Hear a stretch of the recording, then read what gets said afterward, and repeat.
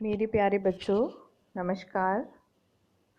बच्चों, आज हम व्याकरण के अंतर्गत सर्वनाम शब्दों का अध्ययन करेंगे। बच्चों, हम सर्वनाम शब्दों से पूर्व परिचित हैं, फिर भी हम एक बार पुनः उनका स्मरण कर लेते हैं। हम सभी जानते हैं कि संज्ञा के स्थान पर जिन शब्दों का प्रयोग किया जाता है उन्हें ही सर्वनाम कहते हैं। जैसे मैं, तुम, हम, आप, वह, उसका, उसकी, तो ये सभी सर्वनाम शब्द हैं, क्योंकि इनका प्रयोग हम किसी नाम के स्थान पर, किसी वस्तु के स्थान पर करते हैं। तो संक्षिप्त रूप में हम ये कह सकते हैं कि संज्ञा के स्थान पर प्रयुक्त होने वाले शब्द सर्वनाम कहलाते हैं। बच्चों, सर्वनाम के 6 भेद हैं। सर्वनाम 6 प्रकार के होते हैं। पुरुषवाचक सर्वनाम, निश्चयवाचक सर्वनाम, अनिश्चयवाचक सर्वनाम, संबंधवाचक सर्वनाम, प्रश्नवाचक सर्वनाम और निजवाचक सर्वनाम। सबसे पहला प्रकार है पुरुषवाचक सर्वनाम। पुरुषवाचक सर्वनाम की परिभाषा के अनुसार जो सर्वनाम वक्ता अर्थात बोलने वाला, श्रोता सुनने वाले तथा किसी अन्य के लिए प्रयुक्त होता है उसे पुरुषवाचक सर्वनाम कहते हैं। पुरुषवाचक सर्वनाम का प्रयोग बोलने वाले के लिए, सुनने वाले के लिए, इसके अतिरिक्त कोई अन्य भी है, वहाँ पर तीसरा चौथा व्यक्ति उपलब्ध है, तो उसके लिए भी पुरुषवाचक सर्वनाम का प्रयोग किया जाता है। जैसे मैं, तुम, वह। आप यहाँ पर हम वाक्य के द्वारा समझेंगे। उसने मुझे बोला था कि तुम पढ़ रही हो। उसने मुझे, अब हम उसने मुझे के स्थान पर किसी नाम का भी प्रयोग कर सकते थे। तो जब हम नाम का प्रयोग करते तो वो संज्ञा होता, लेकिन जब हमने यहाँ पर उसने लिखा, उसने का तात्पर्य है कि हम सर्वनाम शब्द का प्रयोग कर रहे हैं। उसने, मुझे और तुम, ये सभी सर्वनाम शब्द हैं। बच्चों, पुरुषवाचक सर्वनाम के 3 भेद हैं। उत्तम पुरुषवाचक सर्वनाम, मध्यम पुरुषवाचक सर्वनाम और अन्य पुरुषवाचक सर्वनाम। पहला है उत्तम पुरुषवाचक सर्वनाम। वक्ता जिन शब्दों का प्रयोग स्वयं के लिए करता है, वक्ता अर्थात बोलने वाला, तो जो बात कह रहा है वह व्यक्ति अपने लिए अर्थात स्वयं के लिए जिन शब्दों का प्रयोग करता है वे ही उत्तम पुरुषवाचक सर्वनाम कहलाते हैं। यहाँ पर आपको एक बात विशेष तौर पर समझनी है कि बोलने वाला जो बात कर रहा है, जो बात कह रहा है, तो बोलने वाला अपने लिए जिस सर्वनाम शब्द का प्रयोग करता है वह उत्तम पुरुषवाचक सर्वनाम कहलाता है। जैसे जब हम बात करते हैं तो अधिकांशतः मैं या हम का प्रयोग करते हैं। मेरा, ठीक है, मेरा भाई, हमारा घर, मैं, तो इस तरह।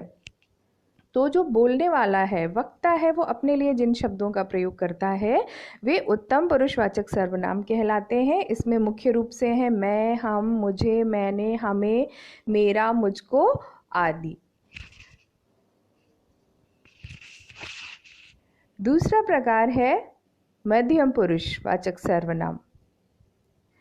मध्यम पुरुषवाचक सर्वनाम की परिभाषा के अनुसार वक्ता अर्थात बोलने वाला, श्रोता के लिए अर्थात सुनने वाले के लिए जिन शब्दों का प्रयोग करता है उन्हें मध्यम पुरुषवाचक सर्वनाम कहा जाता है। श्रोता संवाद करते समय जिन सर्वनाम शब्दों का प्रयोग करता है उन्हें मध्यम पुरुष कहते हैं। इसके अतिरिक्त हम इसको इस प्रकार से समझते हैं कि वक्ता, बोलने वाला, संवाद करने वाला किसी दूसरे व्यक्ति से जिससे वह संवाद कर रहा है उसके लिए जिन शब्दों का प्रयोग करता है वे मध्यम पुरुषवाचक सर्वनाम कहलाते हैं, जैसे तुम, तुमको, तुझे, आपको, आप, ये सभी मध्यम पुरुषवाचक सर्वनाम हैं। जैसे तुम्हारा घर कितनी दूर है, आप थोड़ी देर इंतज़ार कीजिए, है ना, तुम कहाँ चल दिए। तो यहाँ पर वक्ता श्रोता के लिए तुम, तुम्हारा, आप इन शब्दों का प्रयोग कर रहा है, इसलिए ये सभी मध्यम पुरुषवाचक सर्वनाम हैं। तीसरा प्रकार है अन्य पुरुषवाचक सर्वनाम। बच्चों, अन्य पुरुषवाचक सर्वनाम में वक्ता और श्रोता के अतिरिक्त किसी तीसरे व्यक्ति के लिए, मान लीजिए मैं और आप बात कर रहे हैं और हम बात किसी तीसरे के विषय में कर रहे हैं, किसी अन्य के विषय में कर रहे हैं, तो हम और आप जिस किसी तीसरे व्यक्ति के विषय में बात कर रहे हैं उसके लिए जिन शब्दों का प्रयोग करेंगे वह अन्य पुरुषवाचक सर्वनाम कहलाएंगे। यहाँ पर हम समझ लेते हैं परिभाषा से कि जिन सर्वनाम शब्दों के प्रयोग से वक्ता और श्रोता का संबंध ना होकर किसी अन्य का संबोधन प्रतीत हो, मतलब वक्ता श्रोता नहीं, किसी तीसरे के विषय में हम बात कर रहे हैं जो वहाँ पर उपस्थित नहीं है, तो उसके लिए अन्य पुरुषवाचक सर्वनाम उसे कहा जाता है। और उसके लिए हम वह है, यह है, उनको, उनसे, इन्हें, उन्हें, इन शब्दों का प्रयोग करते हैं। जैसे कि मान लीजिए कि मैंने कोई वाक्य कहा कि उसे अवश्य सज़ा मिलनी चाहिए, तो हम दो कोई बात कर रहे हैं, मैं और आप बात कर रहे हैं और हम किसी तीसरे के लिए कह रहे हैं कि उसे सज़ा अवश्य मिलनी चाहिए, तो यहाँ पर अन्य पुरुषवाचक सर्वनाम होगा। वे निरंतर बातें करते रहते हैं, तो यहाँ पर भी अन्य पुरुषवाचक सर्वनाम होगा।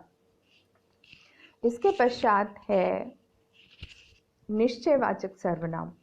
बच्चों, अभी तक हमने पुरुषवाचक सर्वनाम के 3 भेद, उत्तम पुरुष, मध्यम पुरुष और अन्य पुरुषवाचक सर्वनाम का अध्ययन किया। इसके पश्चात सर्वनाम का दूसरा प्रकार है, दूसरा भेद है निश्चयवाचक सर्वनाम। बच्चों, निश्चयवाचक सर्वनाम में किसी व्यक्ति या वस्तु की ओर निश्चय पूर्वक संकेत किया जाता है। वहीं पर ऐसे जब शब्दों का प्रयोग होता है तो वहीं पर निश्चयवाचक सर्वनाम होता है। जो सर्वनाम निकट या दूर की किसी वस्तु की ओर संकेत करे उसे निश्चयवाचक सर्वनाम कहते हैं। जैसे यह लड़की है, तो यहाँ पर हमने लड़की और यह लड़की है, तो यह जो है, यह शब्द निश्चयवाचक निश्चित कर रहा है कि यह लड़की है, इसलिए यह शब्द में निश्चयवाचक सर्वनाम है। यह मेरी पुस्तक है, पुस्तक किसकी है? मेरी है, तो ये निश्चित कर रहा है कि यह मेरी पुस्तक है। वह माधव की गाय है, वह राम के भाई हैं, तो यहाँ पर यह है, वह है और वह, इन तीनों में निश्चयता का बोध हो रहा है, इसलिए यहाँ पर निश्चयवाचक सर्वनाम है। बच्चों, सर्वनाम पाठ को आप अपनी पुस्तक से भली भांति पढ़ेंगे और समझेंगे। आज के लिए बस इतना ही। धन्यवाद।